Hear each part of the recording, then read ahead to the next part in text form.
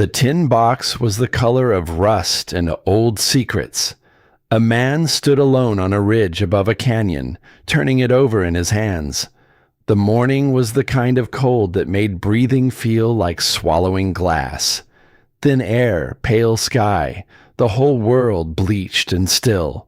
Behind him, a narrow crack split the face of the rock. From somewhere deep inside that crack, a thread of smoke rose upward, pale and steady, disappearing into the winter sky.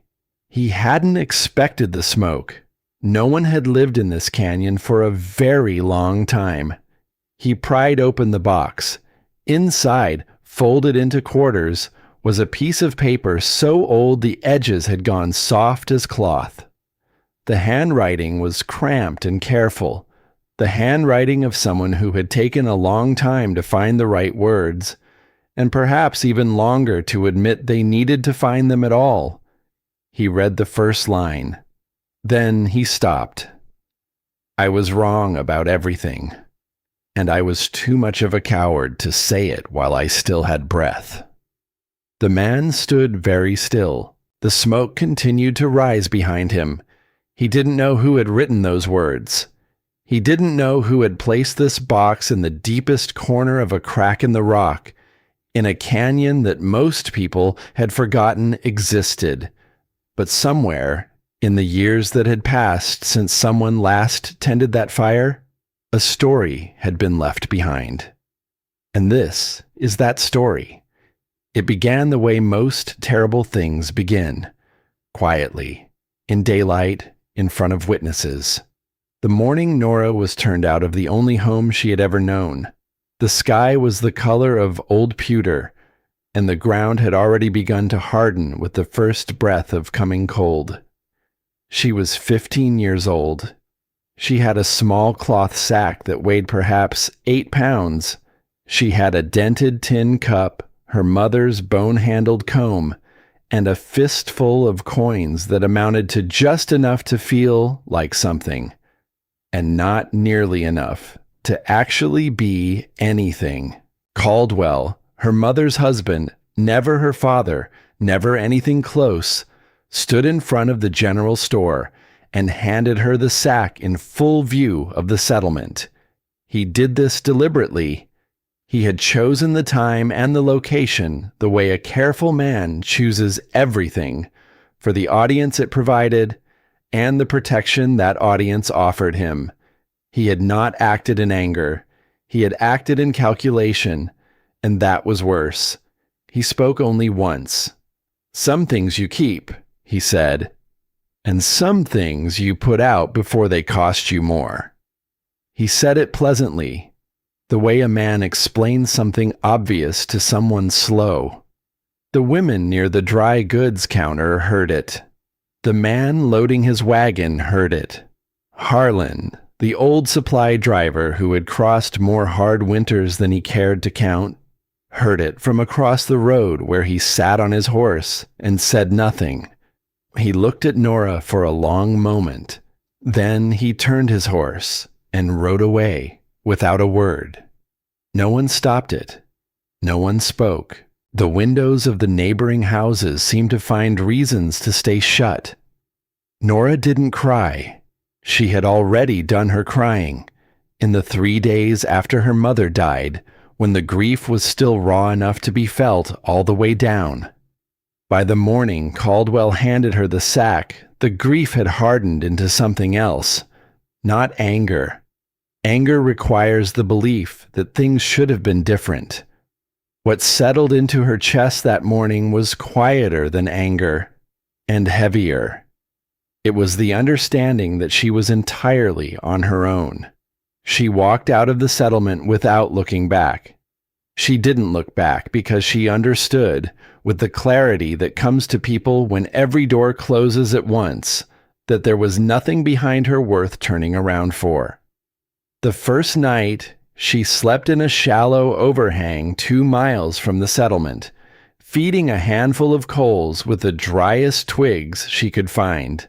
The cold crept in through the stone and through her coat, and through every place she thought she had sealed against it. By midnight, her fingers were stiff. By dawn, the coals were gray. The second night was worse. She found a deeper hollow and built a larger fire, and the smoke gathered around her until she woke coughing, eyes streaming, crawling out into the dark on her hands and knees, while the fire slowly suffocated itself and her both. She lay on her back on the frozen ground and looked up at a sky full of stars that offered nothing, not warmth, not direction, not the particular comfort that people in easier circumstances sometimes find in looking at the sky. They were just cold points of light above a girl who was running out of options. She had 3 matches left. She counted them in the gray light of the third morning. 3 matches, less than a day's food remaining in the sack, and the temperature dropping in a way she could feel in her back teeth. She walked. She didn't walk toward anything. She walked because moving was warmer than stopping, and because somewhere in the canyon walls that rose around her, something had to be better than open ground. Her mother had told her once that the land always offers something. You just have to know how to look. Her mother had believed that. Nora was not sure she believed it anymore. She found the crack mid-afternoon, when the light was already going flat and golden, and the shadows of the canyon walls were beginning to reach across the floor. She would have walked past it entirely. It was narrow, barely wider than her shoulders, hidden behind a slab of fallen stone. But she stopped to rest against the rock face and felt it. Air, moving against her face, coming out of the stone. She struck her second match and held it near the crack. The flame bent inward. Then it straightened. Then it bent again. A small, rhythmic pull, as if the rock itself were breathing. She went in. The passage scraped her shoulders and angled downward for perhaps a dozen feet. Then it opened. She couldn't see the size of it. The match had guttered out. But she could feel the space around her change. The sound of her own breathing came back differently. The cold eased, fractionally, but unmistakably. She lit her last match. The chamber was perhaps 8 feet high, the walls curving inward toward a ceiling of layered stone. The floor was flat and dry, worn smooth by water that hadn't moved through here in longer than anyone living could remember. At the far end, a narrow fissure climbed upward into darkness. She held the match near it. The smoke rose. It didn't hesitate, didn't curl back, didn't fill the chamber with the slow gray poison she'd choked on the night before. It climbed. The rock was breathing. There was a draft, real and steady, pulling upward through the fissure like a chimney the stone had built for itself over centuries, without any human hand to guide it. Her mother had banked coals in a bread oven once, explaining in that quiet way she had, not teaching, just thinking aloud, that enclosed stone holds heat differently than open air. The oven stayed warm for hours after the fire died. The stone absorbed the heat and gave it back slowly, reluctantly, the way good things always do. The match burned down to her fingers. She dropped it, and the chamber went completely dark. She stood in that darkness for a long moment, listening to the faint pull of air through the fissure above her. The cold was still there. The stone was not warm yet, had never been warm, might never be warm if she was wrong about this. It would be a grave if she was wrong. A quiet, dry, forgotten grave that no one would find until spring, if they thought to look at all. But if she was right. She set her sack down on the flat stone floor. She pressed her palm to the wall. She thought about bread ovens and the way heat moves through stone, and the way her mother's voice had sounded on the evenings when the kitchen was warm and nothing else in the world was required of either of them. "This is not where I came to die," she said aloud. "To no one, to the dark, to the breathing rock. This is where I came to begin." Outside, the wind was picking up. Inside, the smoke would rise. The first thing Nora built inside the chamber was a fire small enough to fit in her cupped hands. She had one match left. She had known this since the night before, turning it over in her fingers in the dark, feeling the thin wooden stem and the tiny head that held everything between her and the cold. One match. She had carried it to this moment carefully, with the focused attention of someone who understands that some things cannot be recovered once lost. She had gathered her tinder before dawn, dry grass from the sheltered base of the canyon wall. A handful of juniper bark she had peeled away in thin strips, each one finer than the last. A nest of it, cupped in the flattest stone she could find near the chamber's back wall, positioned beneath the fissure where the draft pulled upward. She struck the match. The flame caught. She held her breath and fed it. One strip of bark, then another. Then a careful breath blown low and slow until the small fire stopped being a flame and started being a fact. The smoke rose. It went straight to the fissure and climbed. Nora sat back on her heels and let herself feel something that was not quite hope. She was too careful for hope, but was adjacent to it. A kind of provisional relief. The draft was real. The chamber breathed. She had not been wrong. But being right about the draft and surviving the winter were two entirely different things. And she understood this with the clear-eyed arithmetic that had been keeping her alive since the morning Caldwell handed her the sack. She had a fire the size of a dinner plate. She had no firebox to contain it, no baffle to direct the heat, no sleeping platform to lift her off the stone floor that would pull the warmth from her body all night long. She had a beginning, nothing more. She went back to work. The first crisis came on the third night, before she had built anything at all. She had been rationing what little food remained in the sack, hard bread and a small piece of dried meat that she divided into portions smaller than she knew were adequate, eating half of what she allowed herself and telling herself the rest could wait. Her body had stopped believing this particular lie by the second day.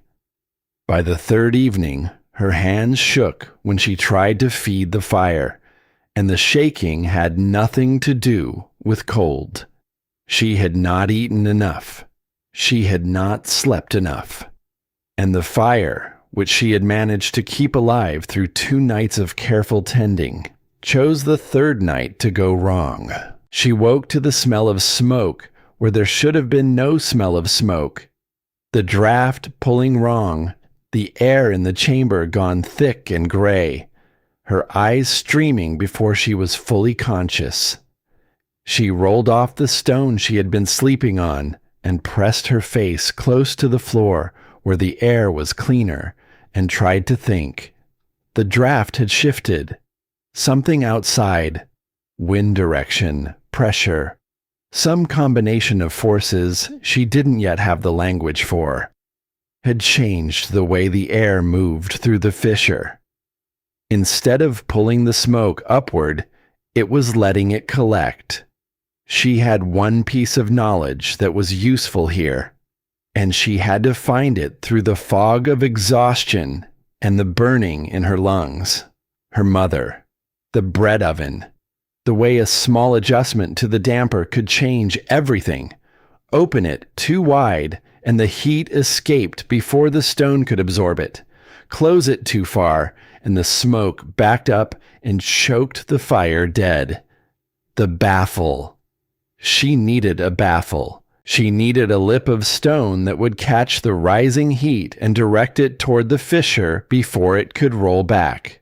She didn't have one.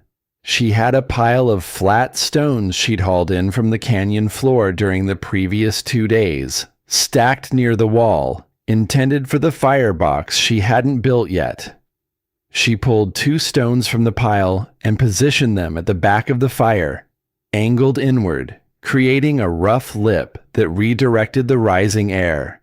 The smoke hesitated, curled, then found the new path and climbed.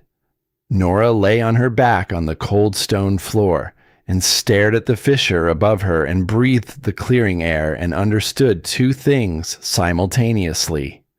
The first was that she had just solved a problem she hadn't been trained to solve, using knowledge she hadn't known she possessed until the moment she needed it. The second was that she had a great deal more to learn, and she was going to have to learn most of it by nearly dying first. She had been hauling flat stones from the canyon floor for 4 days when Silas found her. She heard him before she saw him. A slow, deliberate footfall on the frozen ground. The sound of someone who had learned to walk carefully after a lifetime of the alternative. She straightened up from the stone she had been testing, tapping it with a smaller rock, listening for the solid ring that meant it would hold heat without cracking, and found a man watching her from the far side of the wash. He was old in the way that certain kinds of work makes a person old. Not frail, but compressed. Every unnecessary thing long since worn away. His coat was patched in 3 places. His hands, even from a distance, were the hands of someone who had shaped stone for decades. He crossed the wash without hurrying and stopped a few feet from her. "That one will split," he said. He nodded at the stone she was holding. "There's a fault line running through the middle, parallel to the grain. Put it near a sustained fire, and it'll come apart inside a week." Nora looked at the stone. She looked at him. "Show me," she said. He walked to her discard pile and picked up a stone she'd set aside the previous day. One she'd rejected on instinct without being able to explain why. He held it out. "Tap it. Listen to the difference." She tapped it. The sound was different, fuller, solid all the way through, without any hidden places where it might one day fail. "That's what you want for a firebox," he said. His name was Silas. He had been a stonemason for more years than Nora had been alive, until his lungs had begun their slow, decades-long argument with the dust his work produced. He lived in a lean-to 2 miles down the canyon wash, doing small repair work for whoever would pay, and he had watched her hauling stones for 4 days before he decided she was serious enough to be worth correcting. He said this without apology or explanation, the way a man states a fact about the weather. "You've been doing it wrong," he said. "I know," said Nora. "Show me how to do it right." What followed was not, strictly speaking, instruction. Silas did not lecture. He did not explain in advance what he was going to do or why. He simply began and expected her to watch, and then expected her to try, and then told her, without softening anything, exactly what she had gotten wrong. But it was more than correction. Silas had come to her because he carried a debt he could no longer pay elsewhere. His son had worked a road camp alone the previous winter and built a firebox with a baffle angle that was wrong. Not by much, but wrong by enough. The smoke had collected instead of clearing. 2 men had died. His son had walked away from stonework entirely after that, unable to trust his own hands. Silas had been there when it was described to him afterward, and he had seen immediately where the error was. He had not been there when it mattered. He had watched Nora hauling stones for 4 days because he needed to know she was serious enough to carry what he had to give. She was. The firebox had to be sized to the chamber's draft, not to instinct about what felt right. Too wide, and the fire would burn too hot and consume the fuel before the stone could absorb the heat. Too narrow, and the fire would starve. The dimensions he had her work toward were specific and counterintuitive, narrower at the mouth than she would have chosen, deeper than she thought necessary. The height calibrated to the particular pull of this specific fissure in this specific chamber. She rebuilt the foundation twice before he nodded at it. "You're standing the stones on edge," he said on the second attempt. "They need to lie on their natural bed. Stand them up and the heat cycling will work against the grain. Inside a week, you'll have cracks." She tore it out and started again. He watched her select the replacement stones. She had begun to hear what he'd shown her. The tap and the ring. The difference between solid and flawed. Twice she picked up stones he would have chosen. Once she picked up one he would have discarded, and he said nothing, waiting, and she turned it over in her hands and set it down on her own. "Better," he said. "Not good. Better." The baffle came next, and the baffle was where Nora first disagreed with him. He showed her the position he had used in a dozen different road camp kitchens. A lip of stone projecting inward from the wall at a specific angle, designed to catch the rising heat and turn it toward the fissure. It was the position that had worked in every other context he had applied it to. It was, by any reasonable measure, correct. Nora built it his way and lit a small test fire and watched the smoke. The smoke hesitated at the baffle. Not long, a fraction of a second, but long enough. This chamber's fissure sat at a slightly different angle than any camp kitchen Silas had built for, and the hesitation told her that the lip was redirecting the heat a degree or two too far to the left, creating a small dead spot where the air wanted to pause before it climbed. She said this. Silas looked at the smoke. He looked at her. "Move it," he said. She adjusted the baffle by an inch. The hesitation disappeared. Silas was quiet for a moment. Then he said, "You read the smoke differently than I do." "My mother showed me how bread ovens breathe," Nora said. "The principle is the same."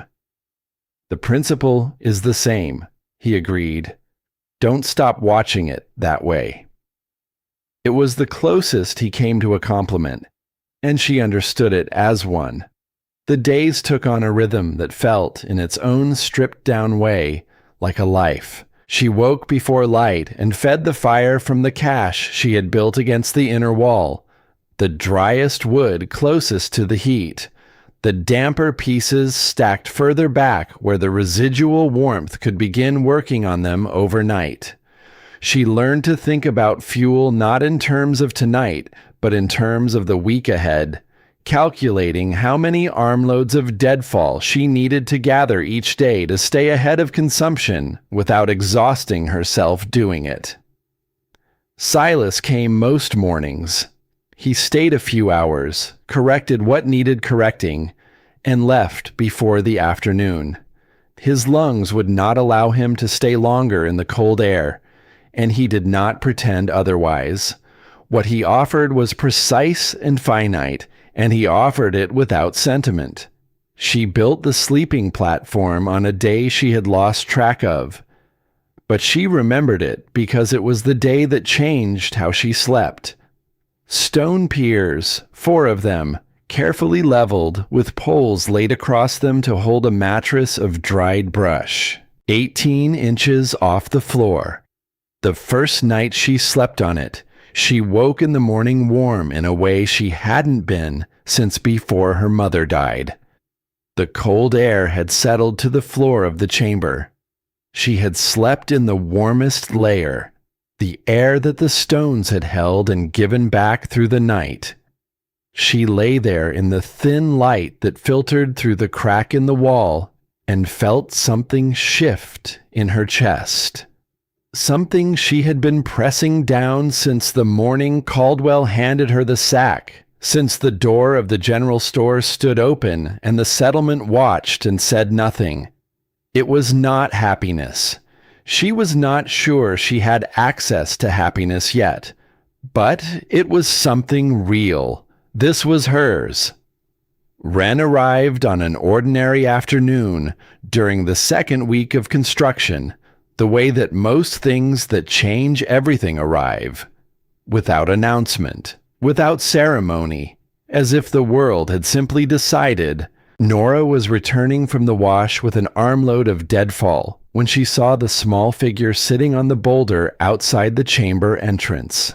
A girl, 6 years old, maybe, small even for that, with dark eyes doing the thing frightened eyes do when they are trying very hard not to look frightened. She had no coat that would have been adequate for the temperature. She was holding her own elbows and not shivering, which was more alarming than shivering would have been. Nora set down the wood. "Where did you come from?" The girl looked at her. She didn't answer. Bertie, a girl 2 years older than Nora who lived with her widowed mother 2 miles up the bench road, had followed the child from the direction of the settlement and arrived a minute later, flushed and exasperated. "Her name is Wren," Bertie said. "Her father died in October. Her mother left. Nobody in the settlement will take her in. My mother says we can't afford it, and everyone else says the same." She paused. "The Reverend said perhaps one of the families further north." "She stays here," Nora said. Bertie stared at her. "You can barely keep yourself warm." "Then I'll warm her first." Wren had been watching this exchange without expression.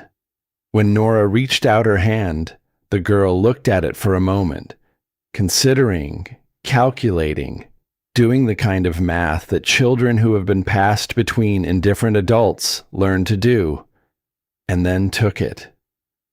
3 days after Wren arrived, the dog appeared. He was a medium-sized creature of indeterminate ancestry, the color of chimney soot, with one ear that stood up and one that had at some point decided not to bother. Wren found him at the edge of the canyon dump, sitting beside a rusted piece of farm equipment with the specific expression of an animal that has given up expecting anything good but has not yet entirely stopped hoping. Wren looked at the dog. The dog looked at Wren. She turned to Nora with an expression that asked a question without asking it. Nora thought about the food she didn't have enough of, and the space that was already tighter than she'd like, and the additional complication of a dog in a chamber built for the precise management of air and heat. "Fine," she said. The dog's name became Soot, for obvious reasons. He moved into the chamber as if he had always lived there, selected a spot beside the firebox that was warm without being hot, and arranged himself with a sigh of such profound contentment that Wren laughed. The first sound that wasn't cautious or small that had come out of her since she arrived. Nora filed this away. The laugh. The particular way a child's face opens when something unexpected is actually good. She filed it next to the sleeping platform and the corrected baffle and the fact that the smoke still rose every morning when she fed the fire. Evidence that the right things, done carefully, in the right order, held. During the weeks that followed, Wren developed her own contribution to the chamber's education. She would sit watching Nora tend the fire, and then, in a small voice, narrate what she observed. The smoke going straight meant safety. The smoke wobbling meant something needed adjusting. One afternoon, Nora found Wren attempting to light a small bundle of kindling herself, tongue pressed to her upper lip in concentration, completely unaware she was being watched. The attempt failed. Wren looked at it for a moment. Then she rearranged the kindling and tried again. Nora said nothing. She simply watched the child approach the problem the same way Silas had taught her to approach stone, by looking for what the thing wanted to do rather than forcing it to do something else. The skeptics came in stages, and each one was slightly worse than the last. Harlan appeared first, on a supply run that took him past the canyon wash. He had the kind of face that had been weathered into something close to neutrality. It was difficult to tell, looking at him, whether he was arriving at a conclusion or simply waiting for one to arrive. He stood outside the chamber entrance for a long moment, then asked if he could look inside. Nora showed him the firebox, the baffle, the sleeping platform, the stacked fuel, the water skin hanging from a peg driven into a crack in the wall, the small shelf she had built from flat stones where she kept the tin cup and the comb and the last of the hard bread. Harlan looked at all of it. He ran his hand along the firebox and felt where the stones were seated. He held his palm near the fissure and felt the draft. "It's pulling," he said. "It's been steady since I found it." He turned to face her. His expression had not changed exactly, but something behind it had. "I've freighted supplies through harder winters than most men can name," he said. "I've seen what cold does when it decides to be serious. What you've built here is better than I expected." He paused. "That's not the same as saying it will hold." "I know. A mild draft in October is not a January storm." He looked at Wren, who had been sitting in the back of the chamber with soot, pretending not to listen with the transparent dedication of a 6-year-old. "You have a child now." "I know." Harlan was quiet for a long moment. Then he said, "You'll need more fuel than you think." It was not encouragement, but it was acknowledgement, which, from a man who had watched the settlement turn away without a word on the morning of the sack and the coins, was something. He came back 2 days later with a bundle of deadfall he'd collected along the bench road, left it without comment outside the chamber entrance, and rode away. The Reverend was less generous. He arrived on a Wednesday afternoon with 2 women from the settlement's church committee, and he did not ask to see inside the chamber.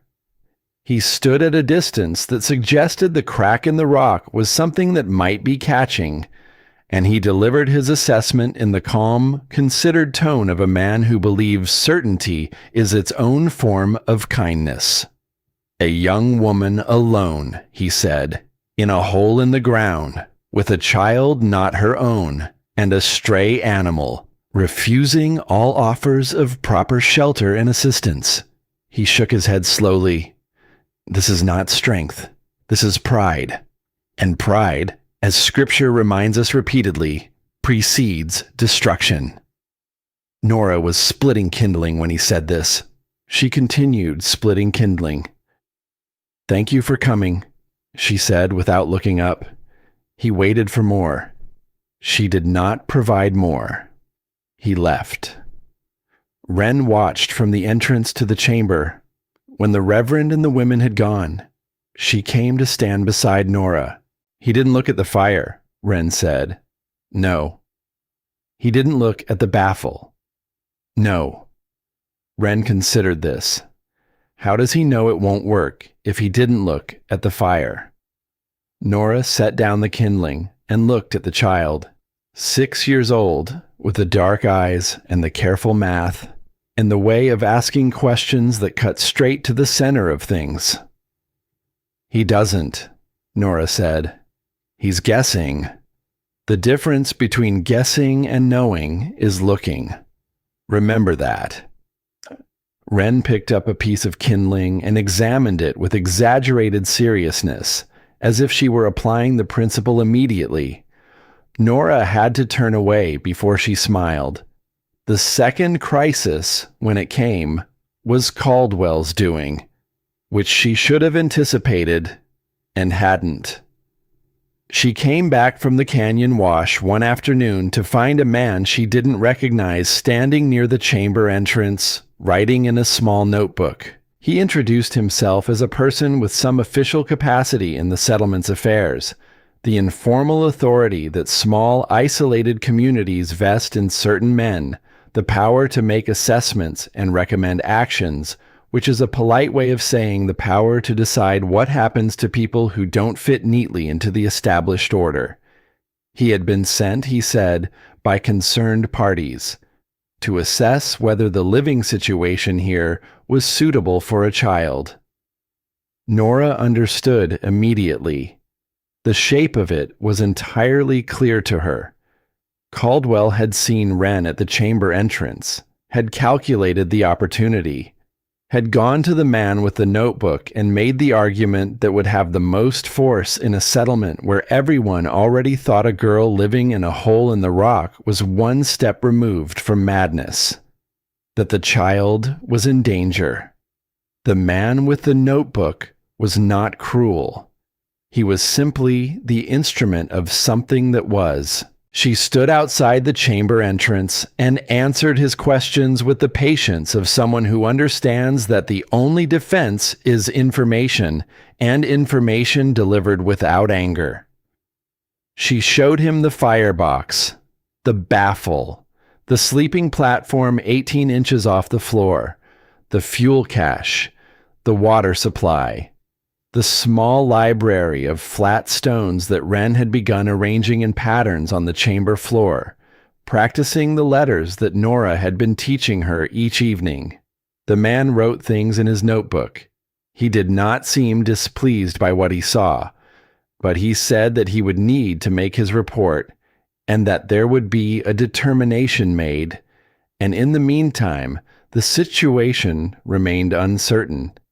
He left as the afternoon light began to fail. That night, after Wren had fallen asleep, Soot curved against the child's back, one ear up and one ear down, the very picture of settled contentment. Nora sat beside the firebox and did the arithmetic she had been avoiding all evening. If she gave Wren up, the child would be warm. She would be fed. She would be in a household with walls made of something other than stone, with a door that fitted properly into its frame, with neighbors close enough to hear if something went wrong in the night. These were real things. They had weight. If she kept Wren, if she fought to keep her, argued and demonstrated and held the ground she had built with her hands, and her mother's knowledge and Silas's corrections, she might win and she might not. And if she did not, she would have spent the fight and still lost the child. The fire was very low. She had been rationing fuel carefully, as she rationed everything, and the chamber was cool enough that she could see her own breath. She was still sitting there, calculating, when Wren appeared at her elbow. The child had the particular silence of someone who has slept in enough uncertain places to know how to move without waking adults who might make decisions she didn't want made. She sat down beside Nora on the stone floor without saying anything. Soot padded over and arranged himself across both their feet. They sat like that for a while. The fire made its small sounds. The draft moved, steady and patient, through the fissure above. Then Wren said, "The smoke is going the right way tonight." She said it the way a 6-year-old states a fact she is proud of knowing. Matter of fact. Pleased. Entirely unaware that she was saying anything other than an observation about the fire. Nora looked at her. The smoke was going the right way. Everything she had built was working exactly as she had intended it to work, in exactly the conditions it had been built for, with exactly the precision that she and Silas between them had calibrated over weeks of cold mornings and rebuilt foundations and adjustments smaller than an inch. The smoke was going the right way. She felt something settle in her that had been unsettled since the afternoon. The child believed in the fire. The child had learned to read the smoke. Wren knew, at 6 years old, what correct looked like, because Nora had shown her every morning what it meant to build something carefully and tend it with patience and refuse to let it go out. She was not going to give that up. She was not going to give Wren up. The next morning, she walked into the settlement alone, without Silas, without Harlan, without anyone beside her. And she made her case. She brought a notebook of her own, measurements, temperatures she had recorded by feel and observation, the logic of the firebox, and baffle. Explained in plain terms to anyone who would listen, she stood in front of the man with the official capacity, and she spoke the way the smoke moved, steadily, without hesitation, toward the place she needed it to go. She kept Wren. Fletcher arrived on a Thursday, with a length of scrap iron and a question about baffle angles. He was perhaps 25, with the particular weathered quality of someone who had spent years working outdoors and found he preferred it. He drove a freight wagon between the settlements in the area, and he had heard, as everyone had heard, because in small places, knowledge travels faster than cold, about the girl in the crack in the canyon rock who had built something that the old stonemason said might actually work. He didn't come to assess or to judge or to stand at a distance making observations about pride and scripture. He came because he was genuinely curious about the baffle angle, and he asked about it directly. Nora showed him. He looked at the firebox, followed the logic of the draft path, and asked 3 questions that told her he was actually thinking, not performing interest, not collecting information for someone else, but following the problem through to its next step. They talked for an hour about the relationship between the Fisher angle and heat retention, about whether the same principles could be applied to the road camp shelters that lost men every winter to improperly managed fires. When he left, Nora watched him go. Wren appeared beside her. "He asks questions like you do," Wren said. Nora didn't answer. "Not like the Reverend. Not like the man with the notebook." Wren watched the wagon until it rounded the bend in the wash, like he actually wants to know the answer. Nora looked down at her. "Go inside," she said. "Feed the fire." Wren went inside, satisfied with whatever she had observed. Soot followed her, pausing in the entrance to look back at Nora with one ear up, as if he too were waiting for her to reach a conclusion. She didn't reach one. Not that afternoon. But she noticed that Fletcher came back the following Thursday, with more scrap iron and a different question. And the Thursday after that, with a piece of information about pressure patterns in the high canyon passes that turned out to be genuinely useful. And she noticed, without intending to notice, the way you notice the smoke because you have taught yourself to always watch the smoke, that she had started on Thursdays to make sure the firebox was burning cleanly before mid-morning. The chamber held. The draft held. The smoke rose every morning as it had risen since the night she struck her last match and decided that the dark was not the end of things. Outside, without her knowing it yet, the season was turning. The cold was gathering itself. The birds were moving in patterns that meant something to anyone who knew how to read them. And somewhere above the canyon, the pressure in the air was beginning to change. The first sign was Silas. He had been coming every morning for weeks. Slow, deliberate.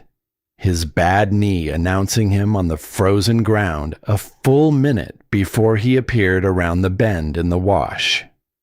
Nora had learned to listen for that particular sound the way she listened for the draft.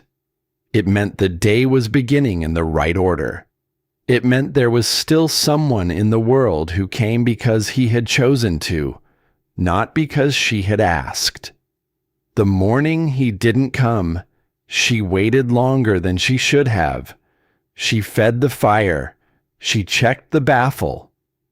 She took Wren through the morning lesson, letters traced in the dust of the chamber floor, then numbers, then the particular exercise Wren had invented herself, which involved reading the smoke and describing what it told her in full sentences, as if smoke were a language that could be translated.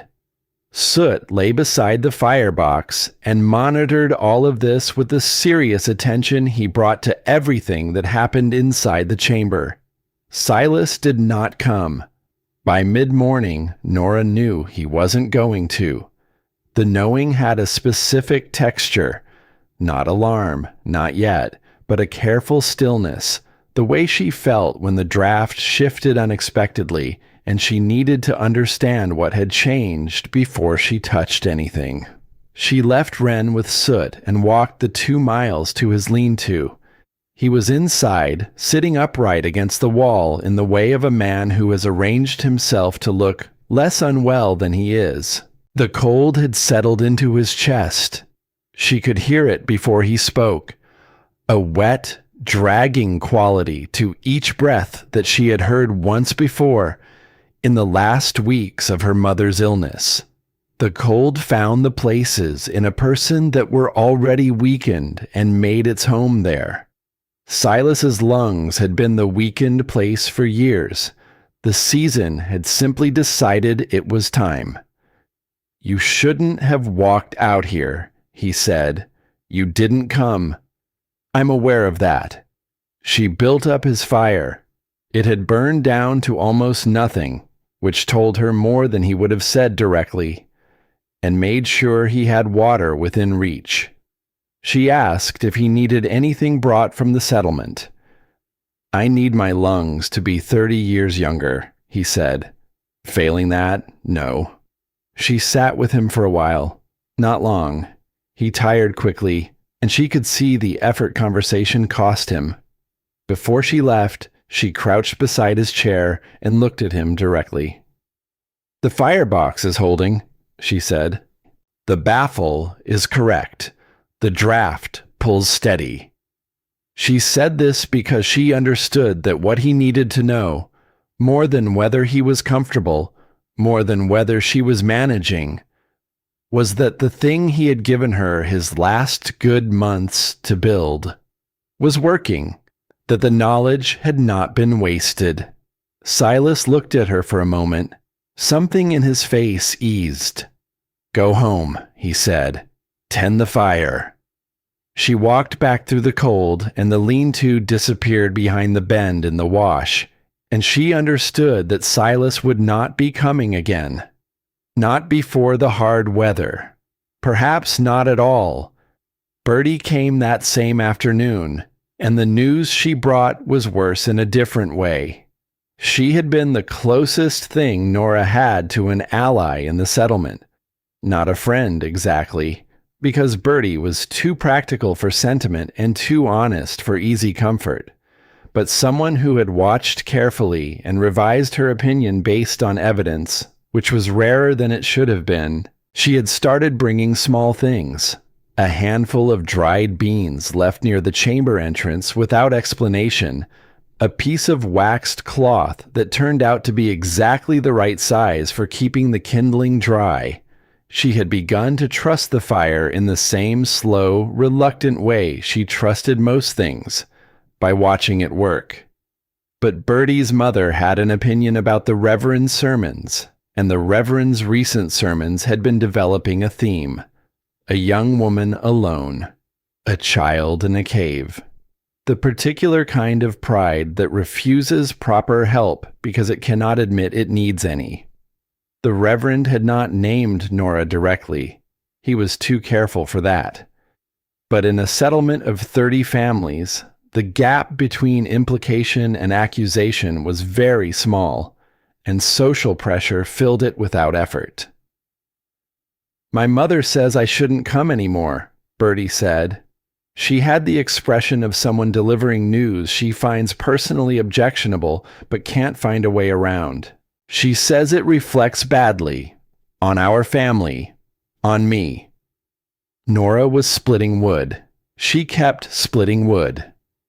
"Your mother isn't wrong," she said, "about the way it looks.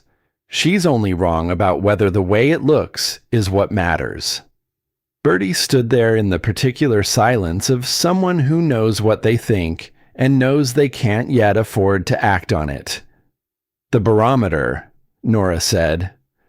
"Fletcher brought one from the Northern Trading Post last week. Are you still listening to me?" "I'm listening." "The reading has been dropping for 3 days. Faster than anything I've recorded. Fletcher says he saw a pressure pattern like this once before, further north, several years ago. He says the storm that followed took out a supply station entirely. Everything. In a single night." Bertie was quiet. "He didn't bring the barometer to impress anyone," Nora said. "He brought it because he was worried, and he was right to be worried." Bertie looked at the sky. It was the particular pale color that comes before real weather. Not the dramatic gray of ordinary storms, but something flatter, older, a color that had been pressing down for days and showed no intention of lifting. "I'll talk to my mother," Bertie said. She said it in a way that made clear she didn't expect the conversation to go well. Then she left. Nora watched her go, then looked at the sky herself for a long moment. The color was wrong. It had been wrong for 3 days. And she was the only person in the settlement who seemed to find it worth remarking on. Fletcher had been gone for a week when he came back, and he came back with the kind of quiet urgency that a person carries when they have information they didn't want to be right about. He had ridden to the trading post at the northern edge of the territory and back in 4 days, faster than the route warranted in the current conditions. He had done this because the barometer's readings had been troubling him in the specific way that numbers trouble a person who understands what numbers mean. He had wanted to compare the readings here with the readings from the northern post, which had instruments that had been calibrated and maintained for years. The comparison was not reassuring. He spread the paper on the flat stone Nora used as a working table and showed her the numbers. The pressure gradient was steeper than anything recorded in the northern station's long history. The temperature differentials across the region created the conditions for a storm of a kind that visited this part of the country perhaps once or twice in a generation. Not a hard winter night, not a difficult stretch of cold, but something that moved differently, hit harder, and stayed longer than anything ordinary. "This isn't a feeling," Fletcher said. "This is in the numbers." Nora studied the paper. She understood enough of what she was looking at to follow his meaning, and what she understood confirmed what she had been watching in the sky and the birds, and the behavior of Soot, who had been restless for days in a way that had nothing to do with hunger or boredom. "I need to warn people," she said. "I know. They won't listen." Fletcher looked at the paper. He had the expression of a man who has done the arithmetic and arrived at an answer he wishes he hadn't. "Probably not. But you still need to try." She tried. She went to the town meeting that happened every fortnight in the back room of the general store, and she stood up at the end of the regular business when people were beginning to gather their coats, and she said what she had to say. She kept it brief and specific. The barometer readings, the pressure gradient, the pattern Fletcher had seen before, and what had followed it. She offered to show anyone the numbers who wanted to look at them. The room received this with the particular silence of people who have already decided something and are waiting for the intrusion to be over. The Reverend spoke first. He did not address the numbers. He addressed at some length the question of whose place it was to understand the weather and what Scripture had to say about human beings who thought themselves capable of predicting what only providence could determine. The settlement's unofficial physician, a practical man with limited patience for Scripture in medical contexts, but not, apparently, in meteorological ones, said that in his experience, animals did not predict weather, and a barometer reading needed to be interpreted by someone with proper training to mean anything reliable. A young man near the back said, loud enough to carry, "The girl in the hole is afraid of sunshine." Several people laughed. Caldwell said nothing. He sat in his chair near the window and watched Nora with the patient expression of a man who is waiting for something to be over, because he knows it will be over, because things like this are always over eventually. And the only question is how long the girl is willing to embarrass herself before she accepts it. Nora gathered her papers and walked out. She did not go home directly. She went instead door to door. Every house in the settlement. She knocked, and when someone answered, she explained as clearly as she could what the numbers showed and what it meant. And she told each household what she believed they needed to do before the weather turned. Most listened politely. A few were less polite. One woman told her she was frightening children unnecessarily and asked her to leave. Harlan opened his door, listened to everything she said, looked at the numbers, and was quiet for a long moment. "I hear you," he said. "Will you act on it?" Another pause. "I don't want to make trouble with Caldwell." Nora looked at him. He had the decency to look slightly away. "Then I can't help you," she said, "when the trouble comes on its own." She walked home through the gathering dark. The sky above the canyon was the color of a bruise, not gray, not quite purple, but the particular shade that sits between them and suggests damage. Soot met her at the entrance to the chamber and pressed himself against her legs harder than usual, and she bent to put her hand on his back and felt the tension in him, the specific alertness of an animal that knows something is wrong and cannot understand why the humans around it are not acting accordingly. "I know," she told him. He looked up at her with both ears forward, which was unusual. Then he went inside. Nora stood for a moment at the entrance to the chamber and looked at the sky. The smoke was rising from the fissure above. She could see it against the darkening air, pale and straight and steady. The baffle was holding. The stone was warm. The wood was stacked exactly as she had calculated it. She had done what she could for the settlement. The settlement had made its choice. Now she went inside to tend her fire. The storm arrived without ceremony. One moment the evening was merely cold. The next, the world outside the chamber entrance was something else entirely. The sound was what she had not fully anticipated, even knowing it was coming. Not a howl at all.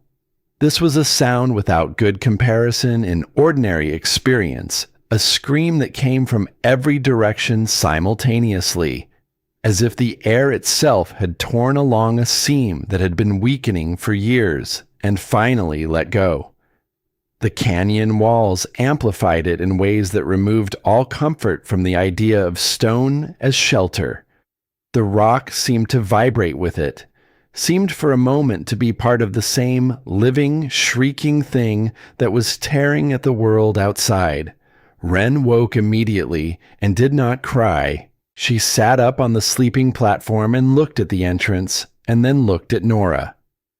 "Is this it?" she asked. "This is it," Nora said. "Okay," said Wren, and lay back down and pulled the blanket up. Soot arranged himself against her side with an air of someone who has decided that if there is going to be a catastrophe, he intends to be comfortable during it. Nora did not sit. She stood at the firebox and watched the smoke. For the first hour, it held.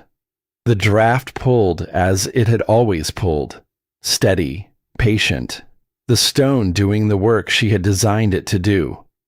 The temperature outside was dropping in a way she could hear in the changing quality of the wind.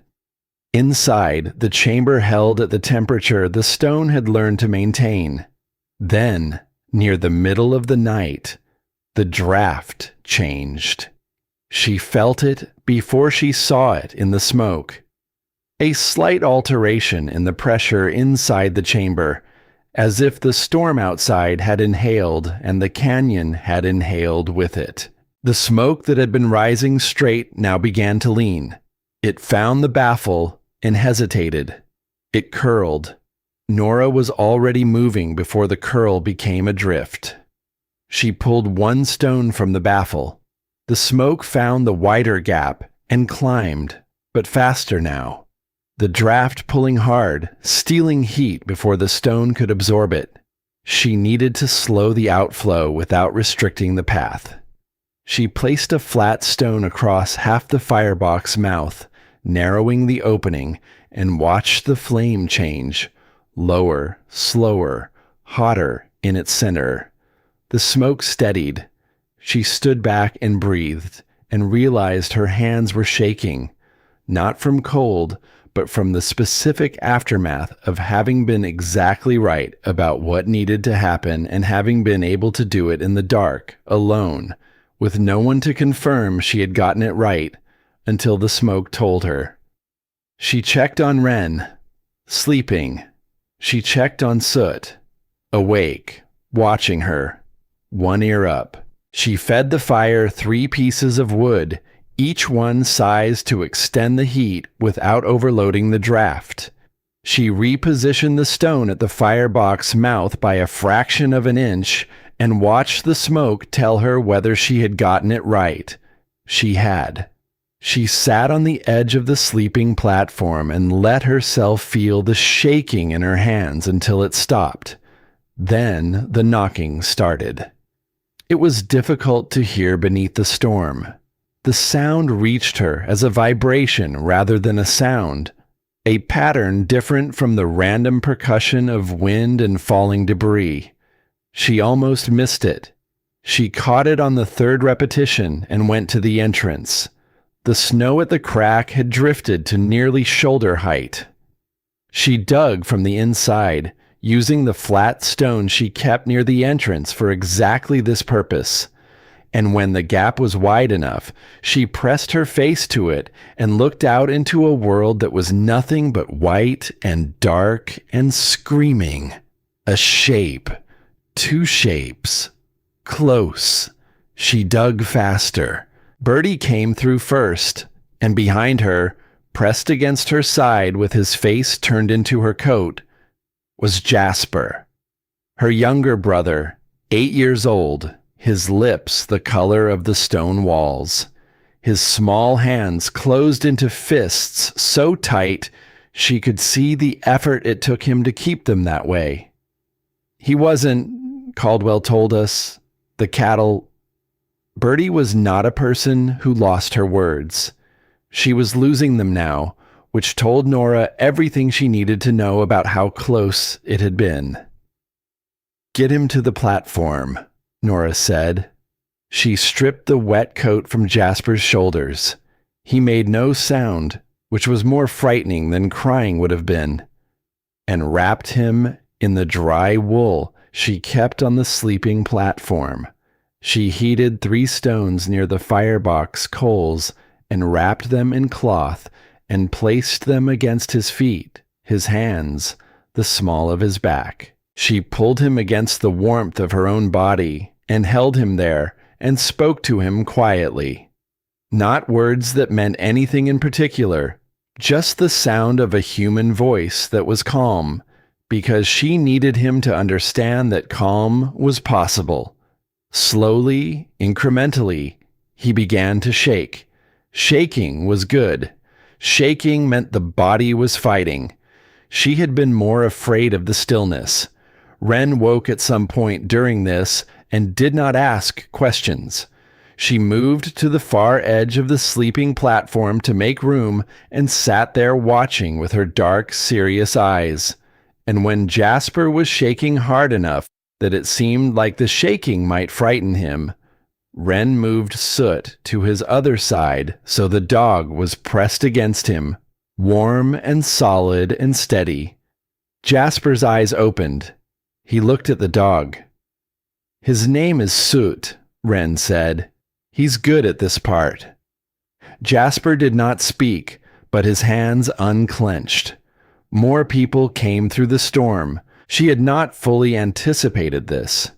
Had known, in theory, that the settlement structures might not hold against a storm of this magnitude, but had not let herself think too specifically about what it would mean if they didn't.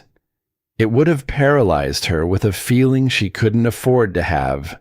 She found room for all of them. This was not a statement of comfort or generosity. It was arithmetic. Every additional body added warmth to the chamber's air. Every person she could bring inside was a person not dying outside. The fuel would stretch as long as she managed it. The draft would hold as long as she watched it. These were the numbers that mattered now. Caldwell's wife came through with 2 of her youngest children, a girl of 4 and a boy of 6. She did not look at Nora as she entered. She held her children against her and sat where Nora directed her and was very quiet. Her children fell asleep within 20 minutes, which was how cold they had been. The warmth of the chamber hit their small bodies like a tide, and they went under. Harlan came through carrying Silas. She had not expected this. She had not let herself hope for it. Silas had left his lean-to before the storm fully closed the road, trying to reach the chamber on foot to check on Nora, and had made it perhaps halfway before his legs gave out. Harlan had found him sitting against a boulder with his coat pulled tight, breathing badly but still upright, too stubborn to turn back and too honest to pretend he wasn't in trouble. Silas was wrapped in everything Harlan had been able to gather, and his face beneath it had the gray quality of someone who has spent hours in air actively working to stop his heart. But he was breathing. The rattling, struggling breath of someone whose lungs had never had much margin, and now had almost none. But breathing. She made room near the firebox. Not too close. The sudden heat could do as much damage as the cold at this point. She took his hands in hers and felt the temperature in them and began the slow work of bringing him back. "You came," she said. "I was trying to check on you," Silas said. His voice was barely there. "My timing was poor." "Your timing was fine." He looked at her, around her, at the chamber that held 11 people in the warm, steady air, with the smoke rising through the fissure above, with Ren on the sleeping platform explaining to Jasper why the direction of the smoke was not something to worry about when it went straight up like that. "You kept the draft," he said. "So far." "The baffle? I adjusted it. Twice." The pressure differential was larger than I'd modeled for. Silas closed his eyes for a moment. When he opened them, something in them had changed. Not relaxed exactly, but resolved. As if he had been carrying a question for a long time and had just received an answer he had not been certain was coming. Caldwell was the last one through. She heard the knock, different from the others, slower, more deliberate. And she knew before she opened the gap who was on the other side. She had been wondering since his wife arrived whether he would come. She had not been able to decide what she hoped for. He came through the gap sideways, the way large men do in narrow spaces, and straightened on the inside. He was wet and cold, in the way of someone who has been outside long enough for it to stop feeling like anything. In one hand, barely, he held a small piece of folded paper. She noticed the paper. She noticed that he had held on to it through whatever the storm had thrown at him to get here. That it was not a casual thing he happened to have in his pocket, but something he had intended to carry. Perhaps he had come to give it to her before the storm arrived and lost his nerve. Perhaps the storm had made the decision for him. Either way, he was here now, and the paper was still in his hand, and neither of them spoke about it. He looked at her across the crowded chamber, at the 11 people she had fit into a space she had built for one, at the fire burning steady in the firebox she and Silas had designed together, at the smoke rising without hesitation toward the fissure above. He looked at all of it for a long moment, the way a man looks at something he told himself would not work, when it works. He said nothing. "Come in," Nora said. "Get warm." Caldwell looked at her for another moment. Then he tucked the folded paper back into his coat pocket and moved to the place she indicated against the far wall where the stone held heat and the draft did not reach. Outside, the storm screamed against the canyon walls. Inside, the fire burned. The smoke rose, steady and certain, toward the dark above. Nora turned back to the firebox and watched it, and the smoke told her what it always told her, that the draft was holding, that the heat was moving where it needed to go, that everything she had built was doing what she had built it to do. The smoke still rises. The chamber held 11 people and 1 dog. And for a long time, the only sound that mattered was the fire. Nora did not sleep. She had decided this before the first additional body came through the gap in the rock, and she did not revisit the decision. Sleep was for people who could afford to stop watching. The draft required watching. The fuel required management. 11 people breathing in a space built for one changed the air in ways she had to monitor and compensate for continuously. More moisture, more carbon, the delicate balance of the firebox disrupted by every additional exhaling body in the room. She worked with the quiet precision of someone who has learned that panic is expensive and attention is free. Every hour, she checked the smoke. She fed the fire in pieces small enough to sustain without overloading. 3 sticks, then 2, then 4, reading the flame each time before she decided. She moved through the sleeping bodies with the careful step of someone who understands that the most important thing she can do for the people around her is not wake them. Sleep was warmth. Sleep was the body doing the slow, necessary work of recovery without the interference of consciousness. Silas was not sleeping. He was sitting against the wall nearest the firebox, upright in the way that had become his way of managing the damage his lungs had accumulated over years, as if lying flat invited the fluid to collect in places it shouldn't. His eyes were open in the dark, and when Nora came to check on him in the second hour of the night, He was watching the smoke with the same attention she was. "The baffle," he said very quietly. "I know. It's pulling slightly left. I've been compensating." "How?" She showed him the angle of the stones she had shifted during the storm's worst hour, the slight asymmetry she had introduced to redirect the draft's path. He looked at it for a long time. "That's not what I taught you," he said. "No. This chamber has its own logic. I found the edge of it tonight." He was quiet. In the dim orange light of the coals, his face had the quality of someone doing arithmetic, running through the principles, checking her adjustment against the theory, arriving at a conclusion. "It's correct," he said. "What you did is correct.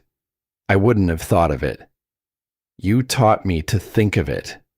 "No." He shook his head, very slowly, the motion of a man conserving energy. "I taught you the vocabulary. The sentence you made is your own." Nora sat beside him for a while.